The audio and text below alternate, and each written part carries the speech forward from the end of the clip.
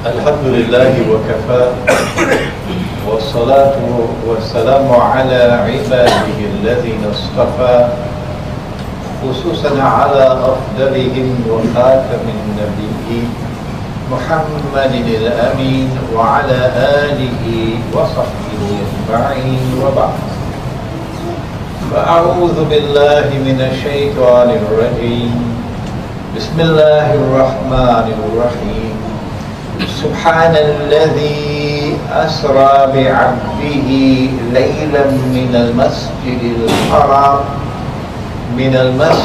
الحرام إلى المسجد الأقصى الذي باركنا حوله لنريه من آياتنا إنه هو السميع البصير صدق الله العظيم. We begin with Allah's blessed name. We praise Him and we glorify Him this night as He ought to be praised and glorified. And we beseech Him for His protection, for we live in dangerous times. We pray for peace and for blessings on all His noble messengers, and in particular on the last of them all, the blessed Prophet Muhammad sallallahu ta'ala alayhi wa sallam.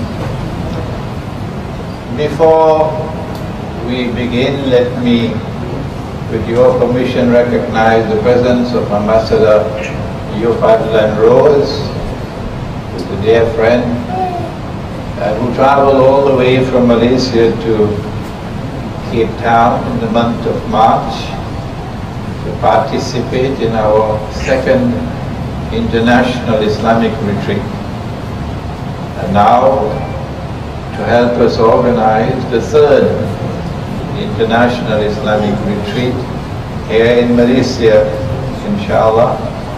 And all you have to do is to go to my website and you know what I'm talking about.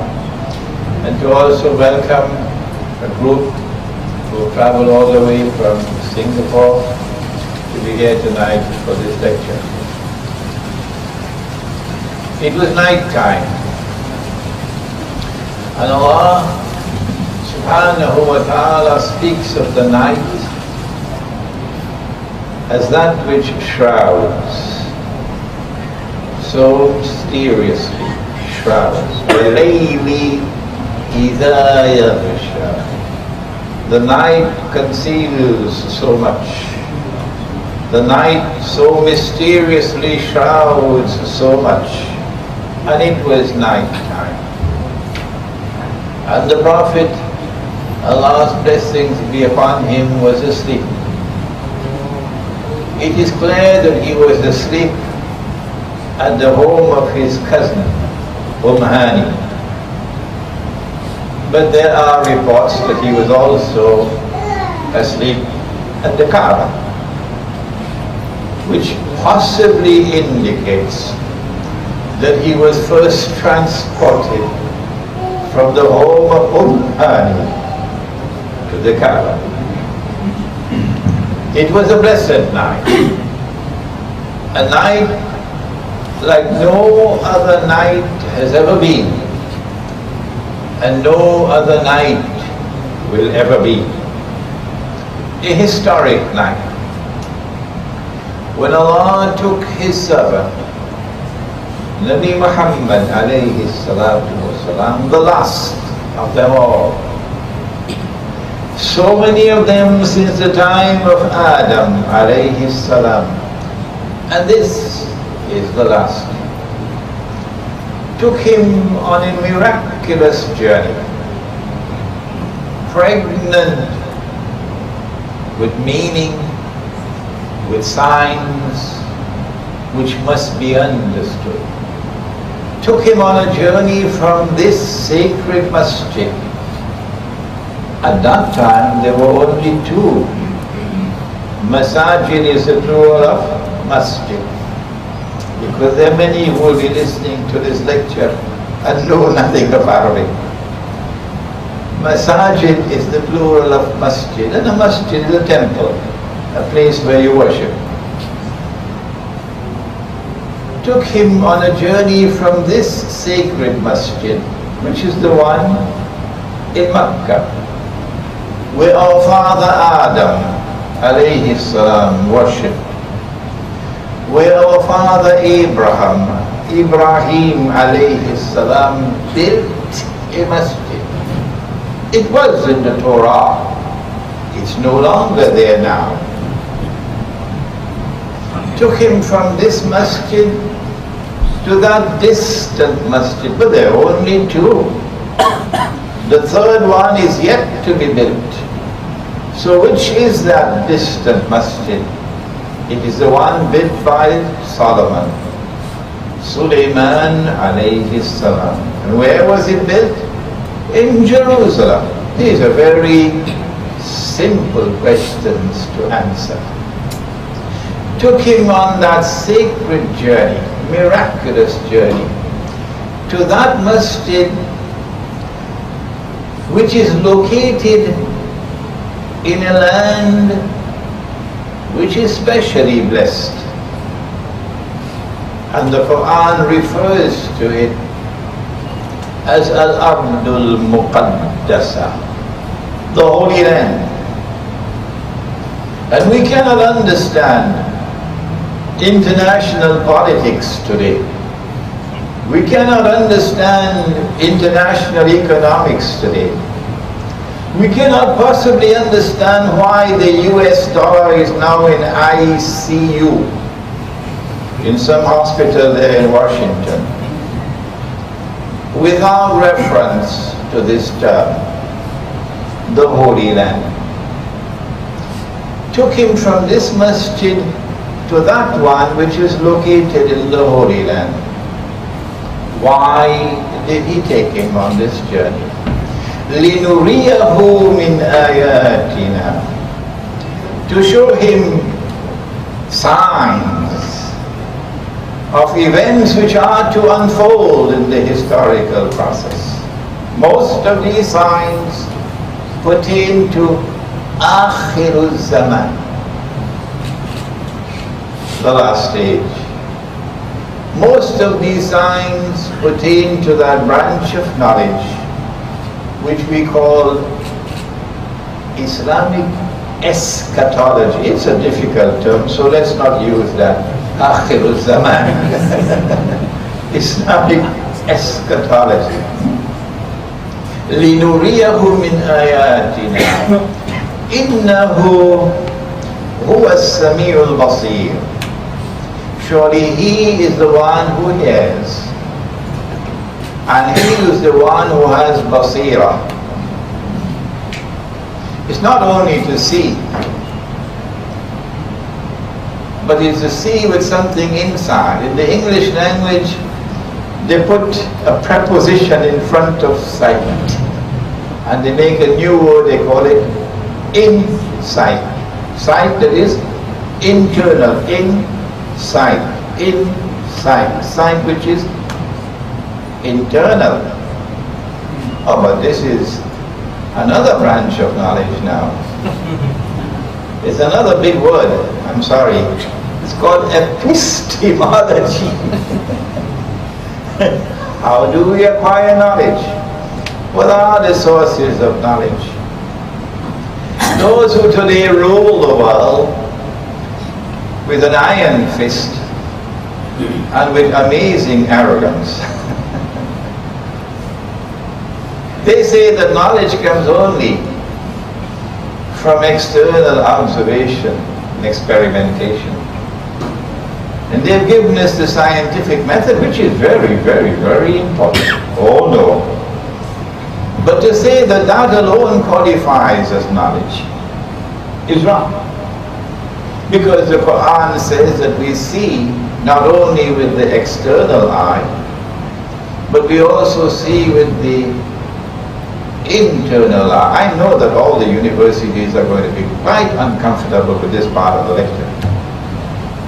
But there is something called internal sight, basira. And this is an event pregnant with basira. The subject is divided into 4 parts, and it is a difficult task to condense them into 1 hour. In the first part, we will describe the event. And one cannot possibly include all the information. So we have to be selective in the first part. So if we leave out something, you need not come and tell us, oh, but you forgot that. In the second part, we will ask the question, when did this event occur? In the third part, we'll ask, why did this event occur? And then in the fourth and very interesting part, we'll ask, how did this event occur? And so let us begin with Allah's blessed name, to try to compact all of this into 1 short lecture.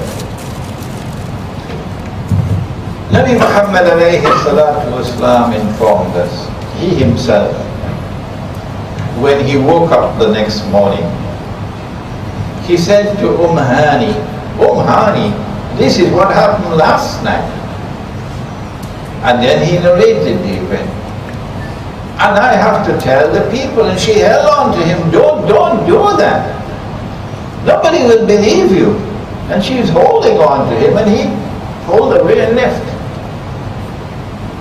So we get the story, the event, the narrative from the Prophet himself, alayhi salatu wasalam, that the angel Gabriel, Jibreel alayhi salam, woke him up from sleep and took him to the entrance of the masjid.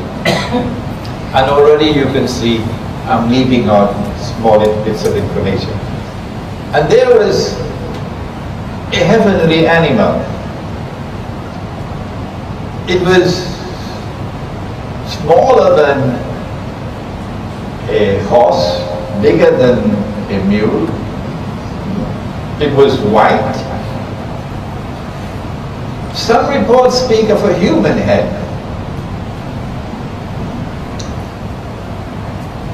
And it had wings, 4 legs and wings. When this information reaches Medina, where a very large community of Jews are resident, it's going to be a bombshell in Medina. At that time, Medina was known as Yathrib. This heavenly animal, which flies through the sky at a speed so great that every stride it takes reaches to the horizon. Why would this information create a thunderbolt amongst the Jews? Why?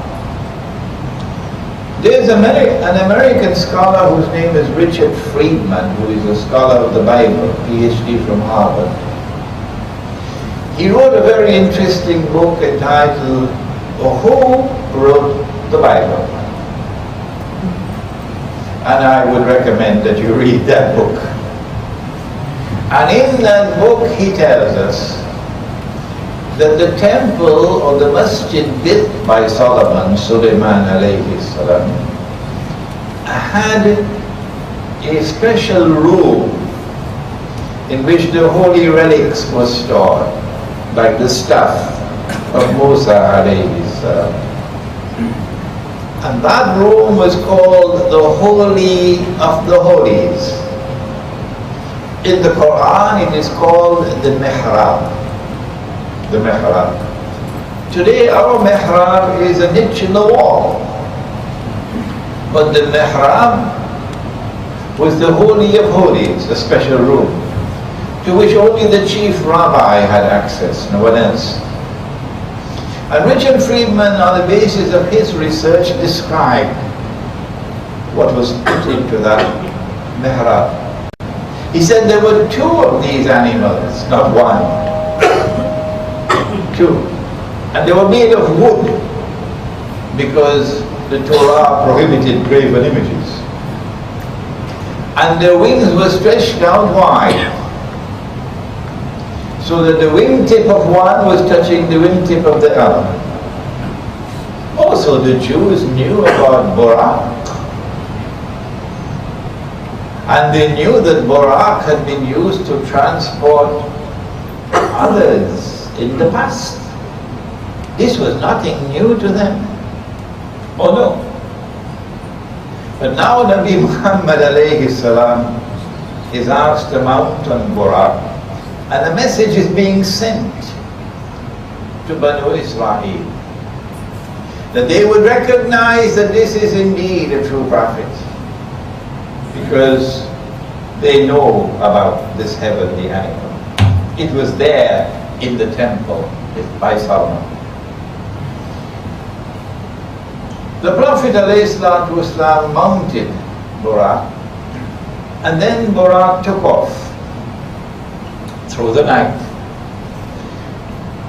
And we are told that as he was traversing through the night, at a speed that was so great that every step traversed the horizon and beyond, that he stopped several times. We will mention only two, because these are in Sahih Bukhari. That there was a caravan which had camped for the night, and Borak came down, and the people had left a container with water, and it was covered with a lid. And Nabi Muhammad alayhi salatu wasalam got off Borak, removed the lid, drank the water, replaced the lid, and then Borak took off again. And then a second time Borak came down, and another caravan had camped for the night, and a camel had broken loose. And he called out to the people who were sleeping, "Wake up, wake up. Your camel has broken loose." And then Borak took off again. Sometime later, maybe 2-3 weeks, maybe a month, we don't know how long, this was confirmed. When the caravans arrived in Mecca, they confirmed, yes, this happened. That we went to sleep in the night and woke up in the morning and the vessel was empty, yet the cover was on the vessel. And yes, we did hear a voice calling out to us, "Wake up." And yes, a camel had indeed broken loose, and we searched and found the camel, confirming that this is an event which actually took place. Borak then arrived in Jerusalem, and Nabi Muhammad alayhi salatu wasalam is greeted in the masjid, Masjid al-Aqsa, by all the prophets of Allah.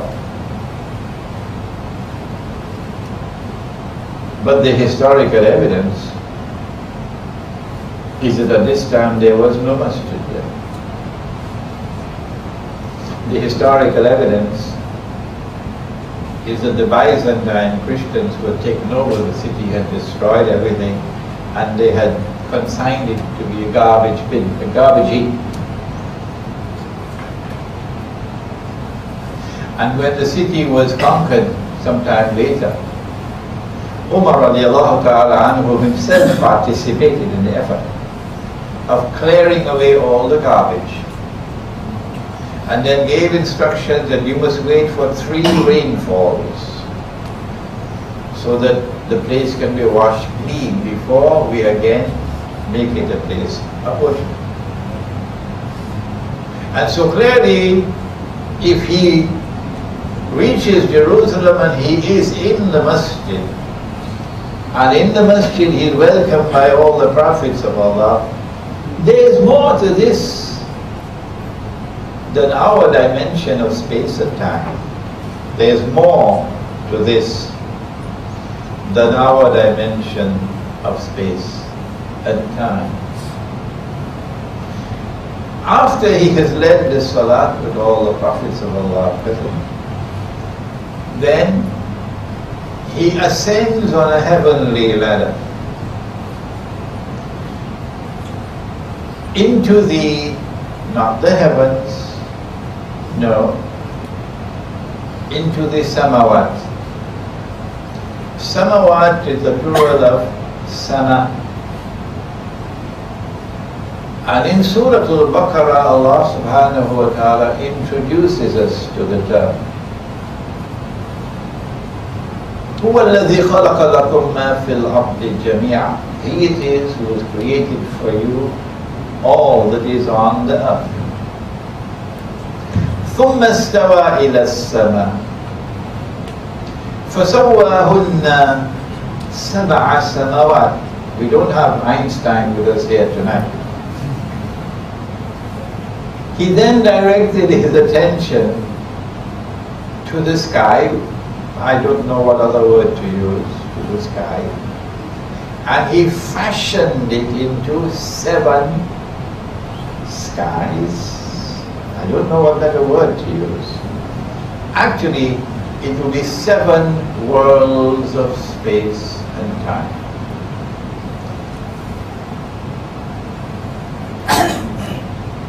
And in Surah Al-Mulk, Allah speaks about them and He says, الَّذِي خَلَقَ سَبْعَ سَمَاوَاتٍ طِبَاقًا. He it is who has created 7 worlds of space and time alongside each other. And so Nabi Muhammad ﷺ enters into these different worlds of space and time. In the Quran, this is referred to in its totality as Al-Ghayb, the unseen world. One of the amazing characteristics of the age in which we now live, an age that Ambassador Adlan Rose has experienced very well as an ambassador, is that consciousness of Al-Ghayb and belief in Al-Ghayb as a matter of conviction is drifting away from mankind. And so more and more people are now imprisoned in the consciousness of this being the only world and this being the only life. And so no longer do people have any consciousness of the consequences of conduct in this world for the life which is to come. When we believe that this is the only world, that there is no reality beyond material reality, as most of those who graduate from universities today now believe, then that spells the end of the religious way of life. What remains is only an empty shell, and the heart of religion has disappeared. And so these 7 worlds of space and time are now going to be experienced by a human being. In English there is an expression, I don't know whether you have it in Bahasa. Seeing is believing. What you have in Bahasa? Ambassador? Seeing is believing. Huh? And so, a human being like us, إِنَّمَا أَنَا بَشَرٌ مِثْلُكُمْ, You are a human being, and I am also a human being. إِنَّمَا أَنَا بَشَرٌ مِثْلُكُمْ. You are human beings, and I am a human being. That doesn't mean you're the same as me. No. There are some human beings who are worse than animals.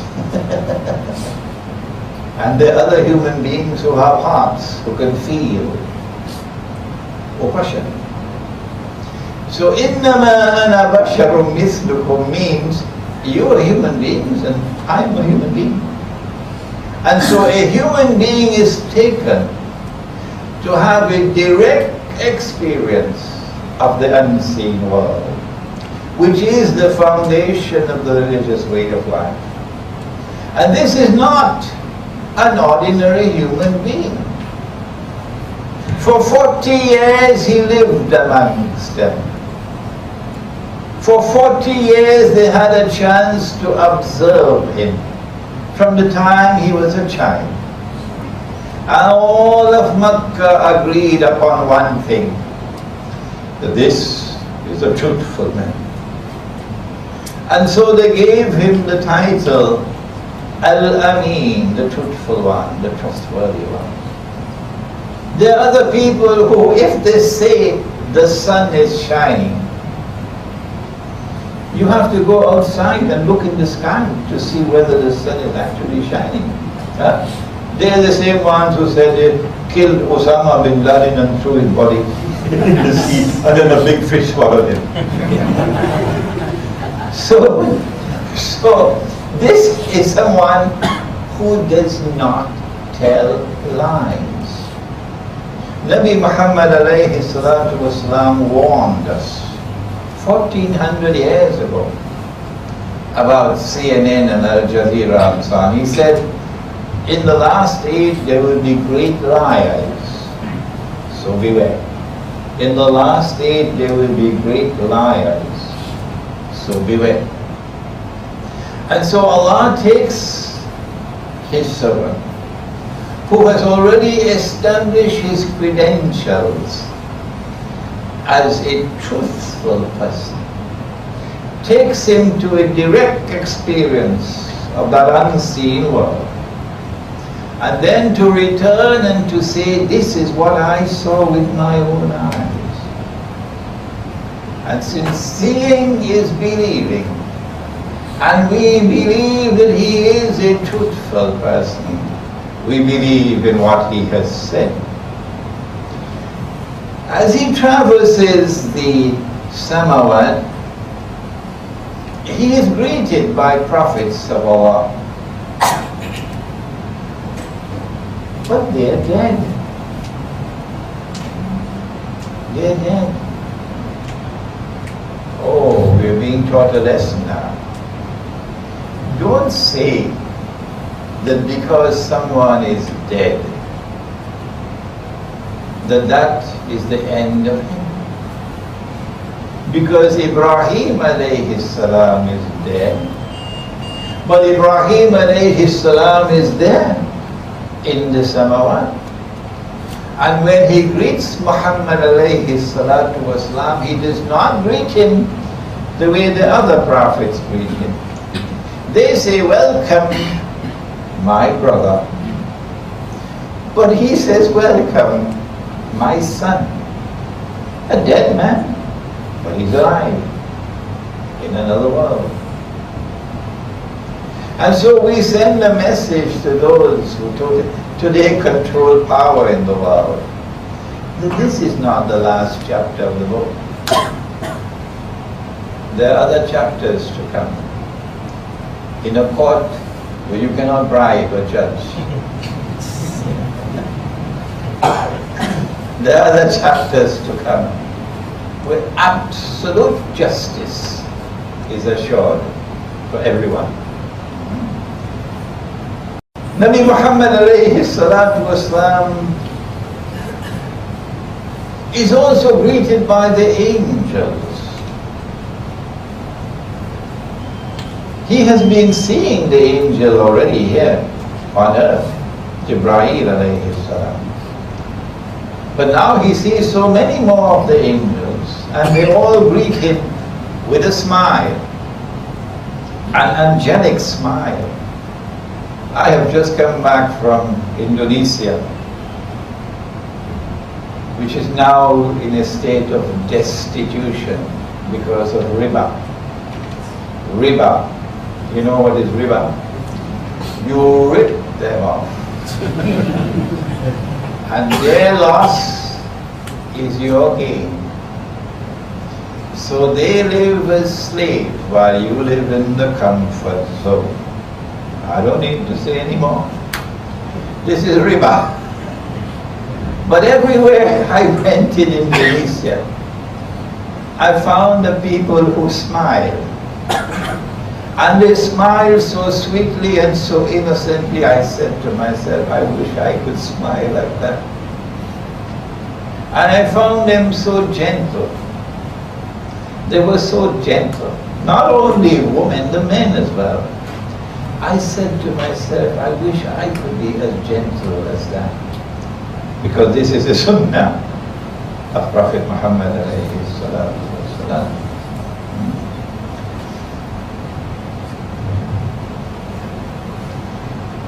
The angels smile at him to greet him. The way the Indonesians smiled so sweetly. But there was one angel which did not smile. So he was puzzled. And he asked, who is that angel? And Jibreel alayhi salam, who was accompanying the Prophet, said, that is Malik, the angel in charge of guarding Jahannam, the entrance to Jahannam. Not even for you did he smile. And so a message is being sent that on that day, for those who are on the wrong path, there will be no smiles. And then Nabi Muhammad alayhi salatu wasalam asked whether he could take a look at Jahannam. It is a vision. And Malik, Jibreel alayhi salam now gives instructions to the angel to open the cover of Jahannam. He doesn't say to him, would you be so kind as to lift the cover? No. Jibreel alayhi salam is muta'in thumma ameen. He's one to be obeyed. He gives an instruction, you must obey. So the angel lifts the cover. And as he lifts the cover, the flames shoot out of Jahannam.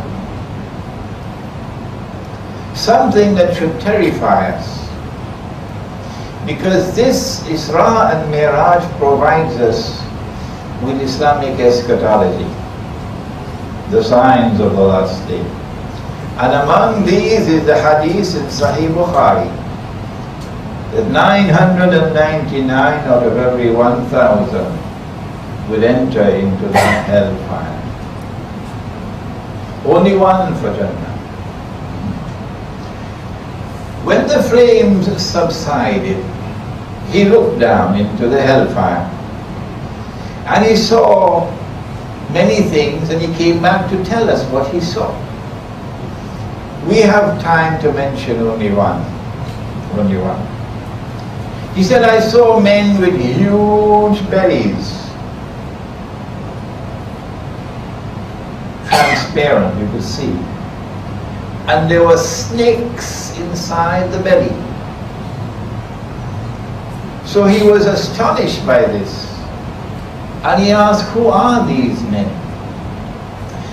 And Jibreel alayhi salam responded and said, these are the men who consumed riba. Riba.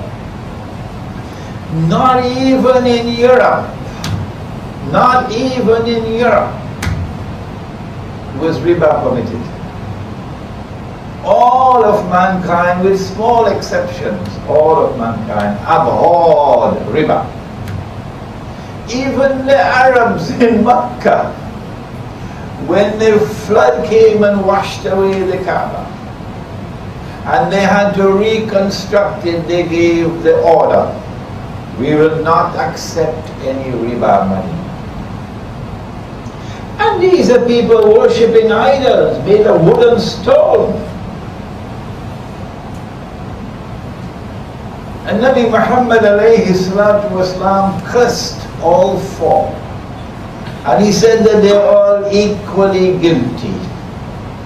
The one who takes riba, the one who gives riba, the one who records the transaction, and the two witnesses. What would you say if I were to say to you, and alhamdulillah, I have studied my subject. I want to tell you this, I have studied my subject. The this that we are using, the this is a vehicle of riba. Yeah. Yes. Because of this is one of the reasons why Indonesia is today enslaved and Singapore is in the comfort zone, while Bangladesh is enslaved and Pakistan is enslaved and much of Africa is enslaved, while they live with 3 Mercedes-Benz parked in the garage. Riba. So these were men who consumed riba. The money lender does not always lend you money on interest, so he gets rich because it is a guaranteed investment. Come rain or come sunshine, he gets his pound of flesh. No. That's one of the reasons why the money lender lends. The second reason is the money lender lends you on interest because he wants to lend you enough to ensure you cannot repay. And his loan on interest is actually meant to enslave you. And that is what they have done today. After the azan, we'll then proceed to say what else he experienced. Is there time for the azan now?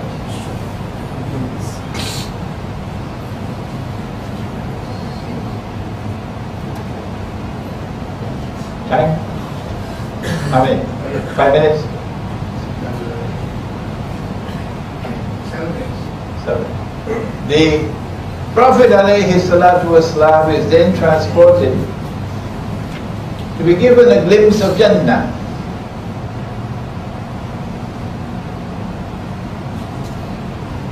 And in Jannah, among the things he saw was a beautiful girl in Jannah.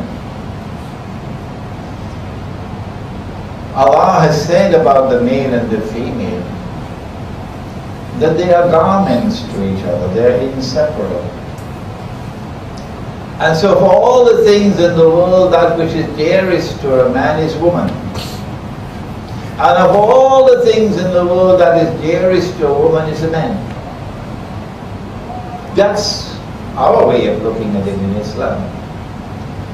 And once there is this intense attraction between the male and the female, this longing of the night for the day and the day for the night, not amongst the servants of Allah. Never, never, never, never, never will you ever have this abomination of a man marrying another man. It is a disgrace for a civilization which promised so much and which gave to the world so much. And the world has benefited so much from modern Western civilization. We will never deny that. It is an abomination and a disgrace that this civilization should have been hijacked to now become the world's greatest oppressor, with blood on its hands and blood on its feet, innocent children. And that this is the civilization that now gives us a marriage certificate of a man marrying another man.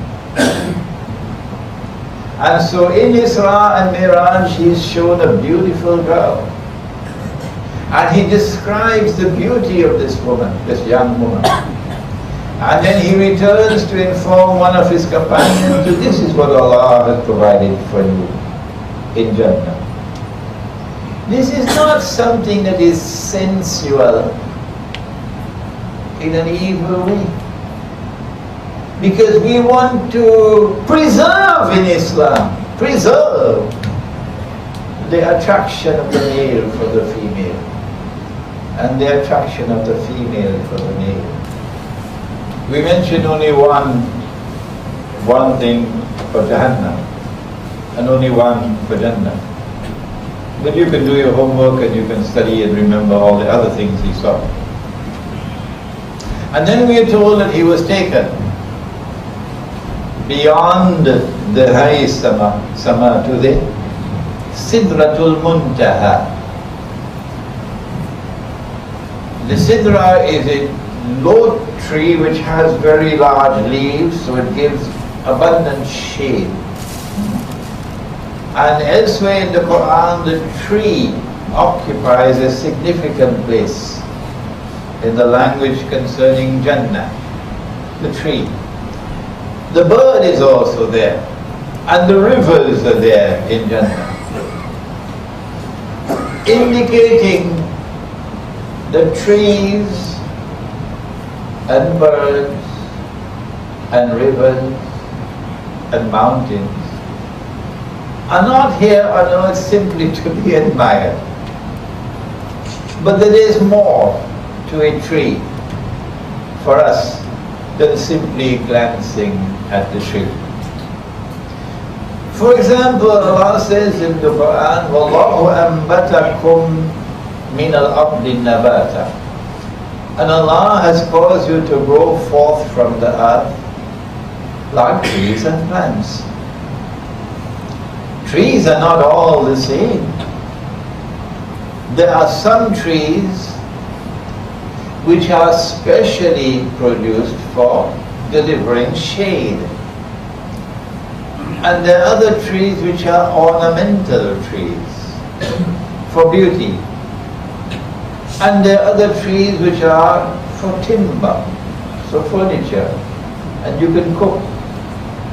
And there are other trees which produce food and which produce fruit for your dessert. And there are other trees which produce medicine, and there are trees which give you your toothbrush. Similarly, human beings are not all the same. Inna sa'ayakum lashatta. Allah did not create you all the same. There are some of you who are like ornamental trees. And He mentions in the Quran women of such beauty who the men will get in heaven. He does not mention as much for the women because of divine modesty dealing with women. But a woman can imagine what Allah has in store for me in Jannah. A man as handsome as Yusuf alayhi salam. So there are men and women who are like ornamental trees. And there are others who are like trees which are to produce timber. This is called different. I think the term in psychology is aptitude. People are of different aptitudes. And so we must look at trees and learn, and rivers and learn. And this is Sidratul Muntaha, a tree. And this tree is located there at the Arsh. Look where a tree is located. And so don't pass trees. Don't pass trees in an absent-minded way, but pause and look at a tree and learn from a tree. And Nabi Muhammad alayhi salatu wasalam gazes at the tree. Is yaghsha sidrata ma yaghsha in Surah An-Najm. The tree is shrouded with what it is shrouded. And Allah uses a tree to deliver signs that of things which are to come. And Nabi Muhammad ﷺ, when he is gazing at the tree, مَا زَاغَ الْبَصَرُ وَمَا طَغَى, his gaze, meaning with the internal eye, does not waver, nor does it tire. But Musa alayhi salam, when he asks, Arini anzur ilayk, show me yourself, I want to see you. And Allah says, Lan tarani, not possible, tabule, you can't see me. But look at the rock. And Allah directed His divine tajalli, I can't translate that word, to the rock. And the rock exploded. And Musa alayhi salam fell down unconscious. But Nabi Muhammad alayhi salatu wasalam, with a similar experience, مَزَاغَ الْبَصَرُ, his gaze did not waver. What did he see while gazing at that tree which was shrouded, ma yaghsha, with what it was shrouded? We'll come to that a little later. Then Allah subhanahu wa ta'ala greets His messenger, Muhammad alayhi salam.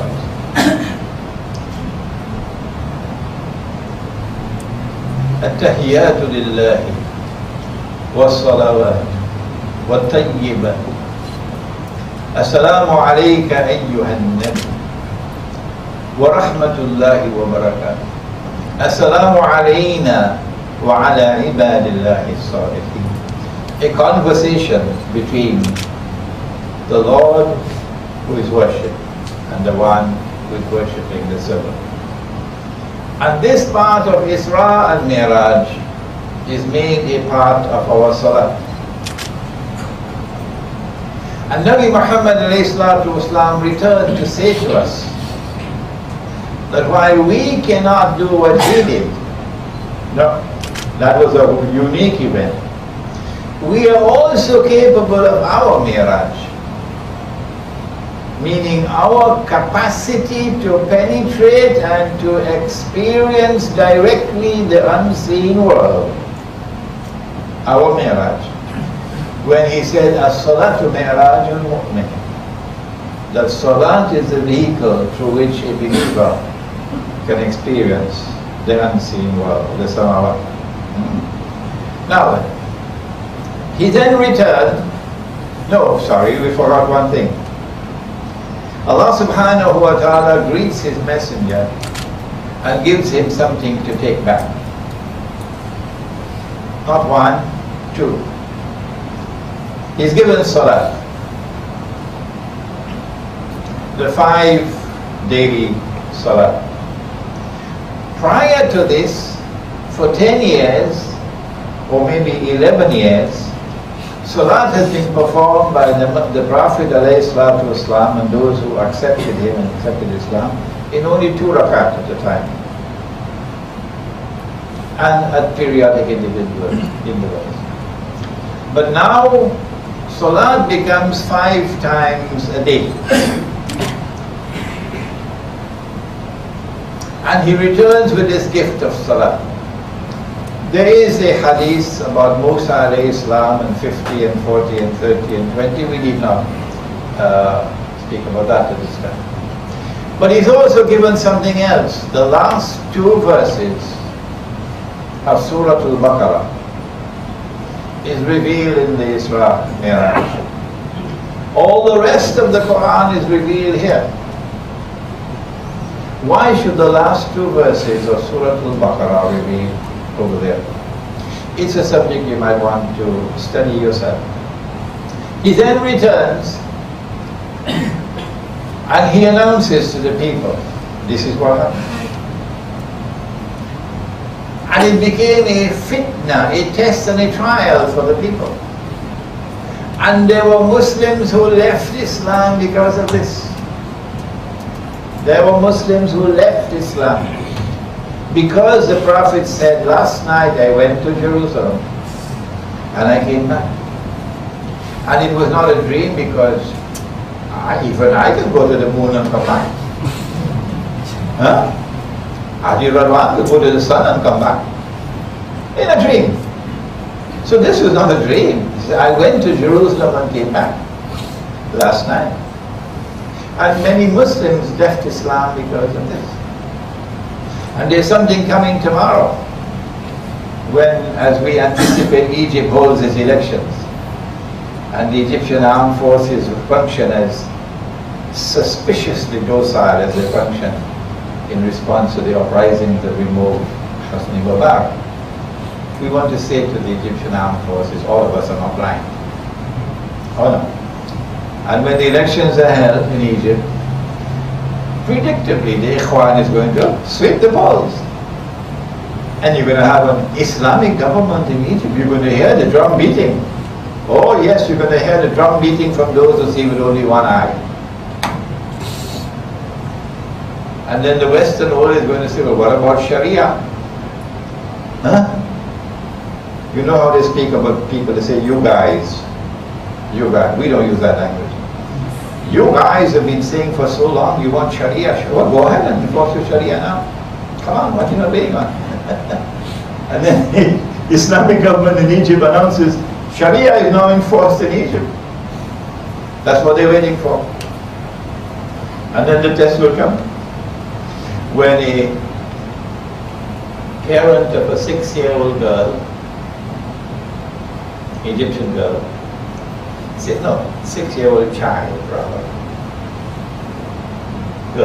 girl child, comes to the court for permission for a marriage certificate with a man who is 55 years of age, and asks for the marriage certificate. Of course, CNN has to be there, and Al Jazeera has to be there, the New York Times has to be there, the Washington Post has to be there. The whole world is going to be watching that.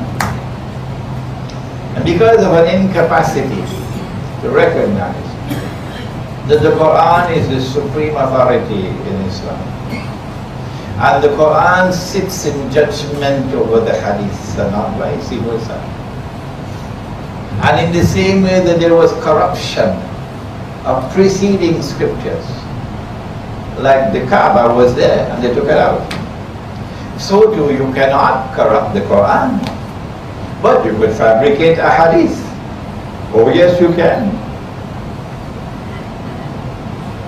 So because of an incapacity to recognize the authority of the Quran and the status of the Quran sitting in judgment over the hadith, and therefore to be able to recognize inconsistency between hadith and Quran,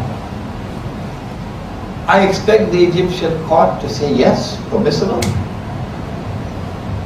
We just gave a lecture in Indonesia at an institution of Islamic learning, with 200 students present. And at the end of the lecture we had lunch with the head of the institution. And the head of the institution had no problem saying to me, Jais, permissible. Now the Australian government made it a law in Australia that if an Australian goes abroad and has sexual relations with a child, he can be arrested in Australia for a crime committed outside of Australia. But now, it's not a crime anymore. You can just come over to the world of Islam, wherever the Sharia is enforced, and you can marry a 5-year-old girl. And you can marry a 6-year-old girl, and you can take her home with you. She is your wife. No one is there to come into the home to see what you're doing with her. This is the shame, and this is the disgrace that is coming tomorrow. Because Nabi Muhammad ﷺ never married Aisha radiallahu ta'ala. No marriage certificate, no marriage ceremony ever took place. Never. What happened? And it's there in the seerah. What happened? is that Allah subhanahu wa ta'ala communicated that He had chosen her for him as his wife. So he had no choice in the matter. He never married her. She had no choice in the matter. A marriage ceremony is not valid if a girl has no choice in the matter. He never married. And Allah subhanahu wa ta'ala could have sent that communication when she was 1 year old. Not 6, 1. He could have sent down that communication when she was 1 month old. Because He is the Creator. But it is unlawful, it is haram to have sexual relations with a girl before she reaches to being a woman. And that can be established from the Quran. If it is haram to have sexual relations with a girl before she becomes a woman, how can you marry her before she has become a woman? Tomorrow it's coming to Egypt. And when it is broadcast all over the world on every television channel, Muslims are going to hang their heads in shame. They're going to feel as though they're the laughing stock of the world. And many Muslims are going to leave Islam tomorrow.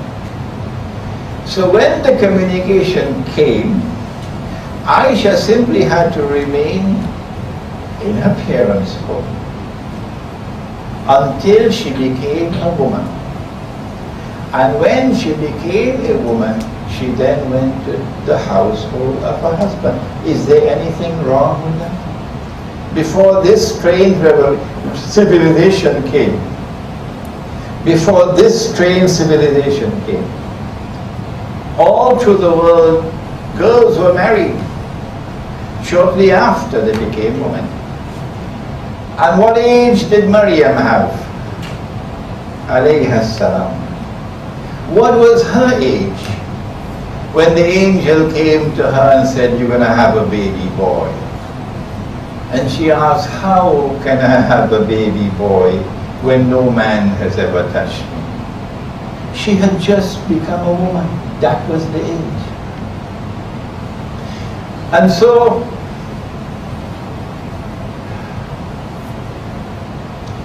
we are now approaching a moment, and this is only one, the marriage of a 6-year-old. There are others. There are other time bombs waiting to explode, but we do not have the time tonight.